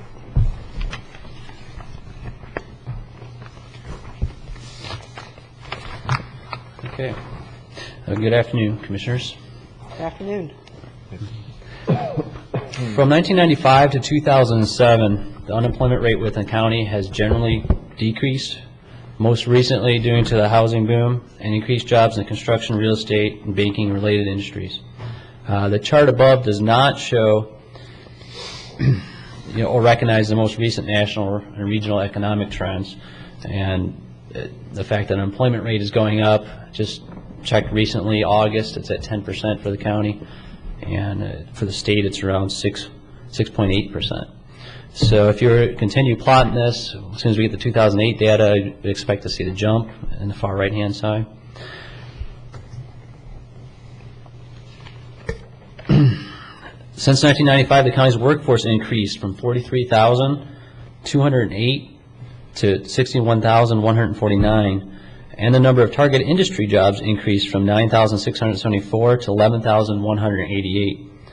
That was between 2001 and 2006, and the target industries include such industries as manufacturing jobs, healthcare jobs, a lot of generally perceived as higher paying jobs that the county wants to attract and have residents employed in. With the increase in the jobs, the predominance of service jobs still remained. Construction, again, we're looking at 2007 data, 2006 data, construction, retail, healthcare, and other service-oriented industries. On the next table, you can see that the average annual unemployment, the largest categories were, in fact, let's see, I got a box there that came up. Retail trade was the highest number of employment. Healthcare was second, followed by construction, and then accommodation and food services, and you can see going on down.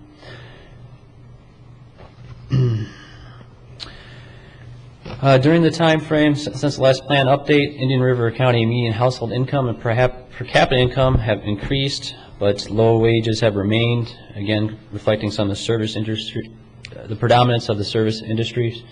Here's another chart showing the annual wages. On the far left side, you got accommodation and food services. That was one of the top four in the number of employment sectors for the county. Retail trade is a little bit farther to the right, but still very low in the average annual wage. And retail trade is the #1 employer in the county. Then you got construction highlighted there, and then healthcare.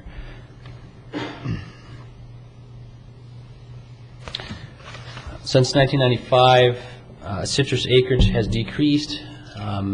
Brian Freeman pointed out earlier in the future land use presentation some of the causes behind that. It went 66,561 acres to 40,191 acres. The number of citrus packing houses also decreased from 20 to 12, and the number of hotels decreased from 44 to 31. and that was due to a number of factors, but one of them was some of the older, smaller hotels decreasing or closing down. Since the time of the last major plan update, the supply of industrial lot, warehouse properties increased. The examples given up there are the Indian River Park of Commerce and the State Road 60 Industrial Park.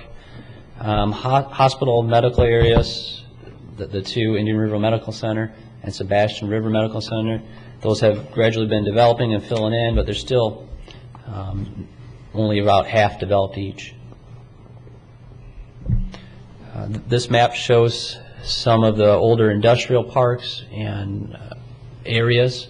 You have the 102nd Terrace Industrial Area up near County Road 512 and Interstate 95. You have the Sebastian Airport Industrial Area, the 45th Street you have Industrial Area, and the Vero Beach Airport and Business Park, and then also the 98th Avenue Industrial Park. And since the time of the last major plan update, we've had several applications for industrial business parks. The Indian River Park of Commerce, which I mentioned a few minutes ago, over by Interstate 95 and State Road 60, and just south of that, across the street, is State Road 60 Industrial Park. The Indian River Industrial Center near the Gifford community, and the Vero Beach Business Park, which is not yet fully approved. With all these industrial areas, what does this mean to the county? The county will have an adequate supply of development-ready sites for a range of small-scale industries. However, these industrial parks don't have a lot of platted large lots and development-ready sites for large and tall industrial buildings. And here's just an example showing you in Indian River Park of Commerce. You have the CVS site at the north end. You can see it takes up almost half of the Indian River Park of Commerce. When you bring in the roads from the plat, you see how it kind of gets sectioned off, and there's smaller lots off the roads. The county has programs or incentives to attract target industries, and the target industry list is under Policy 2.6, and Policy 1.2 covers the different incentives. They're up there on the screen. And the county has used incentives to retain Piper Aircraft and approximately 9 other companies since the time of the last major plan update. 3 different expansions and 6 new facilities. Besides the incentives, there's an initiative to develop the area as a research coast called the Research Coast Initiative. It was attracted to create life science and biotech and other similar industries. It includes the Treasure Coast counties, the Workforce Development Board of the Treasure Coast, Okeechobee County as well. And since its formation, St. Lucie County and Palm Beach County has been in the press quite a bit in their efforts to secure life science and biotech and their recent success. At this time, it's not clear, however, whether additional life science industries will be attracted, whether or not spin-off industries will end up coming into the Indian River County. So there's some unknowns at this point. In reviewing the economic development objectives and policies, there was 4 objectives achieved, 1 anticipated to be achieved by the target date, 1 not achieved, and 1 not measurable. The recommendations are for 7 objectives to be revised and 1 new objective to be added. Policies implemented, 43 are recommended to be maintained, 6 are recommended to be revised, 28 policies are to be maintained, 14 policies to be revised, 7 policies to be deleted, and 5 new policies to be added. And you've seen these charts before. Here's the 7 objectives for the economic development element. Most have been achieved, 1 has not been achieved, and 1 is not measurable. And the 2 in yellow we'll just highlight briefly. Objective 2, between 2005 and 2010, Indian River County will increase the number of jobs in the county's target industries by 800. This is anticipated to be achieved using the benchmark of 2005 to 2006. The most recent available data shows that we increased by 380 jobs in our target industries. The recommendation is to revise the objectives target date range to between 2010 and 2015 and target an increase of 1,000 jobs. In Objective 4, the county will continue to have policies, regulations, and economic development incentives in effect which encourage economic development. This has been achieved. The county has policies, regulations, and incentives. And recommendation is revised to include a target date of 2015 and a target of having at least 2 additional industrial business technological parks with sufficient land and infrastructure to accommodate new and expanding businesses. So this reflects back to the Research Coast Initiative and the focus on the biotech industries. And just for a few more highlights, recommend new policies and policy changes are to refine the target industry list, perhaps make it a little more focused, facilitate the development of large lot business technology parks, increase the county's average annual wage target to be more consistent with the states, and there was various text edits. Some of them recognize the role of the Workforce Development Board of the Treasure Coast, and also some name changes like the New River Community College and New River State College. All right. And with that, if you have questions or comments. Thank you. Any questions, commissioners? Just one, in going back to the Research Coast, and that's kind of why I like the idea of having a biotech zoning. So I think it ties into that. It gives us credibility. It can be used for marketing and things like that. So instead of having zoning where, like the industrial park, where we've eliminated some things, I think if we just have this land is zoned for biotech, I think it just helps grab those people looking, but just something to consider there. As far as the policies for the trying to attract bigger businesses like CVS. That particular site was kind of a one-shot deal, and with all the setbacks, we couldn't do another one in the county. Is that correct? Okay. Are you going to look at revising some of those standards so that we could get another one, or if a new town comes in and they want to put I think Newtown would go 65 feet, so that if they want to put in like a 5-story insurance office or regional headquarters, those are the kind of things we're going to be looking at. One of the proposed policy initiatives in the economic development element is to address the allowance of taller and bigger buildings. So that is, there's at this point, it's not specific and delineated. That would be fleshed out next year when we amend the comp plan. Okay, thank you. That's all I have, Madam Chair. Thanks. Anyone from the public? This is our last element we're going to talk about today. Thank you. Do you want to wrap up, staff? Yes, we went much quicker than I thought we would today. That's great. So the way it looks is we won't have to have the workshop that was scheduled on Thursday, so it frees up all of our time. Good. I do want to tell you that, as I mentioned before, we have to have this delivered to the Department of Community Affairs by December 1st. Consequently, we have scheduled the EAR adoption hearing to be at the regular meeting of November 18th. So hopefully this was a fruitful exercise today, so that we identified a lot of the issues that might come up then and make it easier to go over it then. But if you have any additional comments or direction that you want to give us at this time, that would be appropriate. Thank you very much. Seeing none? Madam Chair? Yes. I just want to remind the public once again that we've all had the opportunity to hear the presentations in varying forms at all the committee levels, and I truly appreciate all of your time and input and expertise in getting us the information so we can review it prior to this time. Now that we're not going to have another meeting or workshop, earlier, Bob, you alluded that the public can supply additional information or input, and that would be before the December 1st cutoff date. Could you just remind everyone the possibilities or the avenues in which they can get the information to you and when that cutoff date is?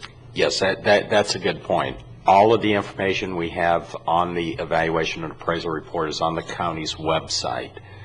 Someone can get to the website by going to county departments, then under community development going to planning, And then on the planning homepage, there is a link to evaluation and appraisal reports. We have the draft reports of each of the EAR elements. We've got PowerPoint presentations there, and there's also a link there where someone can email comments to us. We also indicate the staff people who are working on this, so there's an opportunity to call staff people directly. They can write to us by snail mail, or they can use the link that's on the website and send us email. We will take comments right up to the November 18th public hearing on the EAR adoption. Or they can call you, Joe. Yes, they can. 226-1493. I'll be there. Thank you, Bob. Thank you, Madam Chair. Seeing no further business, this workshop is adjourned. Thank you very much.